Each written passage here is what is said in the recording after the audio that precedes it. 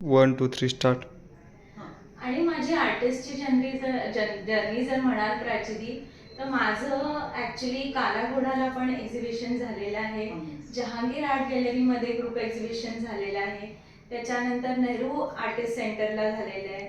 So in अ वे मी तर म्हणेल की आय एम ब्लेस्ड की मला तशी गुरु पण लाभले, कारण आजकाल गुरु हा वर्ड खूप रेअर झालाय. अगदी सो मला असं वाटतं की प्रत्येक प्रोफेशनमध्ये आपल्याला असा गुरु मिळायला पाहिजे आणि तसे संस्कार व्हायला पाहिजे, बरोबर. आणि मगच आपली ती जर्नी. तुम्ही कुठून केलंय तुमचं? जे स्कूल मधून? माझं जे स्कूल ऑफ आर्ट मधनं मास्टर इन फाईन आर्ट्स झालेलं आहे. बरं. आणि आता मी जसं सांगितलं तुम्हाला, हे 25th इयर आहे कलाकृती आर्ट क्लासेसचं. त्याच्या आधी मी फेविक्रेल बरोबर काम केलेलं आहे.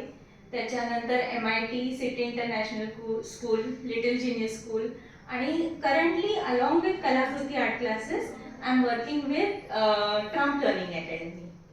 हो, हे मला माहिती नव्हतं. हे पण त्याला पण आता 3-4 वर्ष झाली. सो खूपच छान. आणि सगळ्यात त्याच्यातून सरप्राइझिंग गोष्ट अशी तुम्हाला सांगते की ती स्वतः एक ट्विन्सची मॉम आहे आणि त्यांच्यासोबत सुद्धा ती खूप काम करते अगदी जन्माला आल्यापासून. आणि मुलांची प्रोग्रेस बघितली की it is really amazing the way they have excelled in even academics and as a person. तुम्ही खूप छान त्यांना डेव्हलप केले, त्याबद्दल सुद्धा तुमचं खूप अभिनंदन.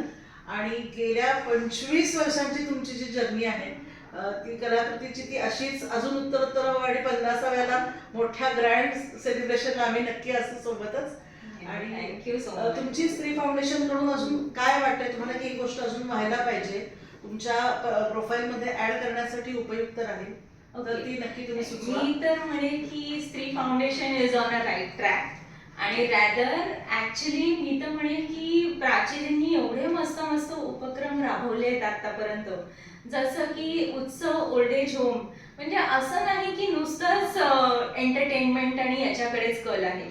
त्या सोशल वर्क बरोबर आपण समाजाचं काहीतरी देणं लागतो, त्या पॉइंट ऑफ व्ह्यूनी पण त्या वेगवेगळ्या ऍक्टिव्हिटीज घेतात, ज्याचा प्रत्येक प्रोफेशनचा मला असं वाटतं काही ना काही उपयोग आपण करून घेऊ शकतो. बरोबर. आपण म्हणून अष्टभुजा थीमच ठेवली की 8ही अँगलने, विविधांगाने आपण काम करूया. पण मला नक्की आवडेल की पुढच्या त्या पिरियडमध्ये जेव्हा आपण आता राईट ट्रॅकवर चाललोय, जे जे सजेशन्स असतील तर तुम्हाला वाटतं की ही ऍक्टिव्हिटी जास्त प्रोग्रेसिव्हली व्हायला पाहिजे, कारण आता आपण लोकलहून आता आपण ग्लोबल होत चाललो.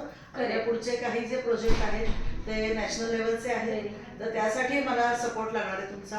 कारण आपला जो तो ऑक्टोबरमध्ये खूप सुंदर इव्हेंट जो आहे तो आपला काश्मीर सोबत होतोय. ओके. तेव्हा नक्कीच आपला कलाकट्टा जो राहील आणि कलाक्षेत्र, त्यासाठी तुमचा खूप त्याच्यामध्ये मला मी तर असं म्हणेल की आजकाल ना मला असं वाटतं जर काही ओव्हरऑल इम्प्रूव्हमेंट करायला पाहिजे तर ते स्त्री फाउंडेशन असू दे का अजून अशा ज्या ऑर्गनायझेशन्स असतात त्यांच्या थ्रूच आपण करू शकतो, कारण आजकाल ना लोकांचे पेशन्स खूप कमी होत चालले. सो आपण मुलांना लहानपणापासून समहाऊ खूप जास्त त्यांना स्कूलमध्ये पण वर्क असतं, हा प्रोजेक्ट तो प्रोजेक्ट, अभ्यासाचा लोड, पिअर प्रेशर.